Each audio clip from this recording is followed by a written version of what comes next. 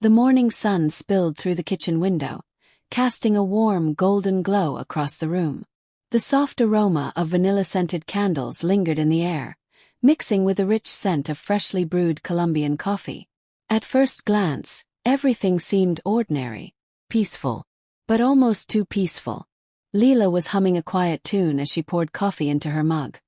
Her smile just a touch too forced, her movements a little too swift as she flipped her phone face down. I sat across from her at the table, trying to pretend I didn't feel the weight pressing on my chest. She used to kiss me goodbye. Now she just waved. I chalked it up to work pressure. People drift sometimes. Happens. But then I found the hotel receipt. It was crumpled and hidden in the bottom of her purse like something shameful. The Grand Lux Hotel. Room 412.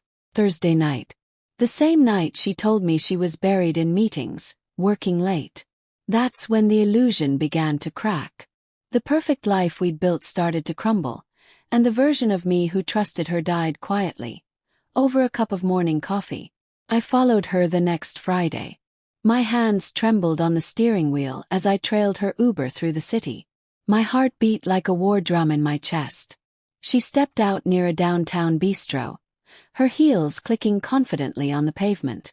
And before I could process what was happening, he appeared. Daniel Carter. Silver hair. A designer suit tailored like armor. A cloud of cologne that probably cost more than I paid in rent. He pulled her into his arms like she belonged to him.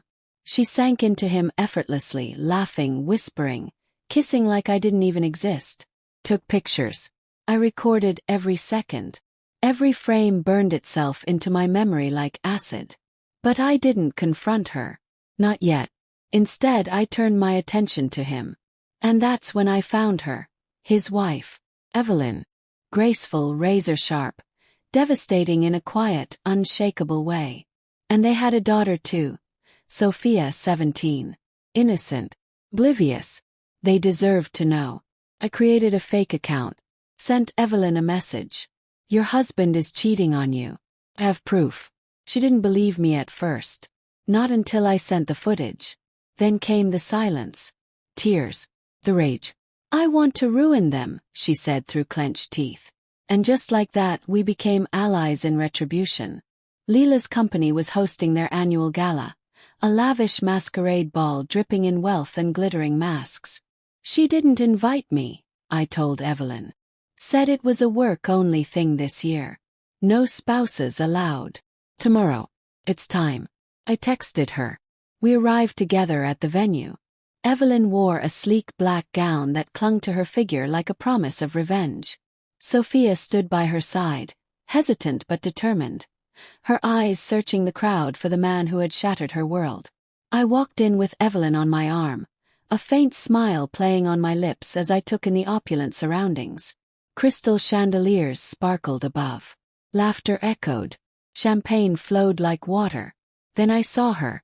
Leela, standing near the grand piano, laughing beside Daniel. Her eyes met mine. Her smile froze. Daniel turned next, and his face paled. I leaned toward Evelyn and whispered, "It's showtime." She handed her phone to the DJ. Moments later, the upbeat party music came to an abrupt halt. A hush fell over the crowd as the giant screen behind the stage flickered to life. Then it began. Footage played for everyone to see. Leela and Daniel, locked in each other's arms, laughing, kissing, touching. Room 412. Every damning second. Gasps echoed through the hall. A glass shattered on the floor. And then Sophia's voice rang out. Sharp, clear, devastating. "Is that you, Dad?" Daniel lunged forward in a panic, but security was already on him, holding him back.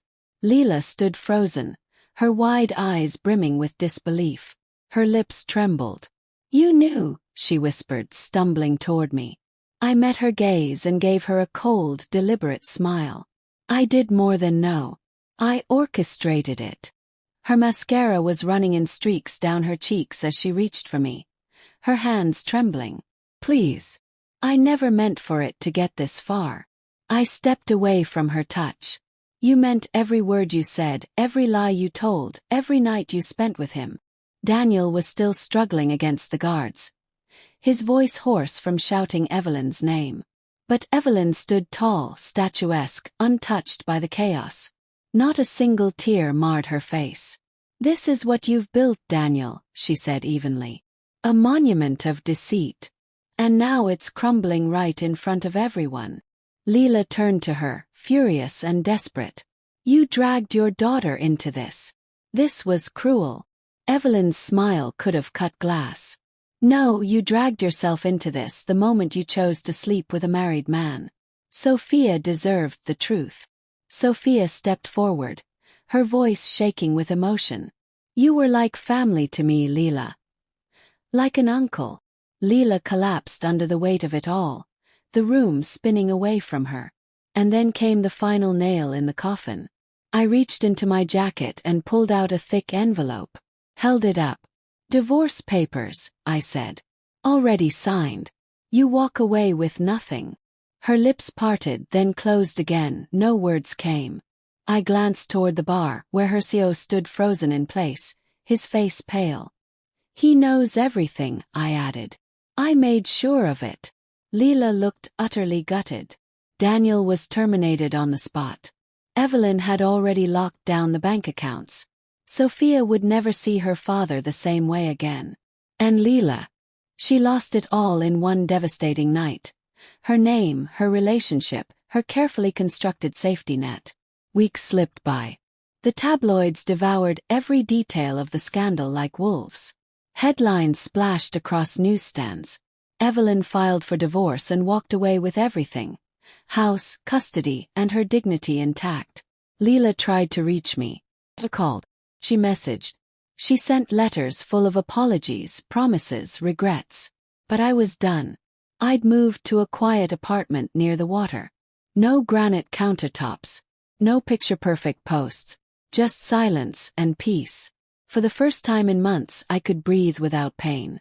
Betrayal has a smell, like cold metal and cheap perfume. Doesn't fade quickly. But neither does vengeance. Not the kind that scorches the earth, but the type that freezes your enemies in place. Forces them to face everything they did, with nowhere to run. I didn't just walk away from the flames, they were mine. I pulled them into the center of the stage and lit the fuse. They wanted drama. I gave them a performance they'd never forget. Have you ever been betrayed like this? What would you have done? Would you let it burn, or light the match yourself? Drop your thoughts in the comments below.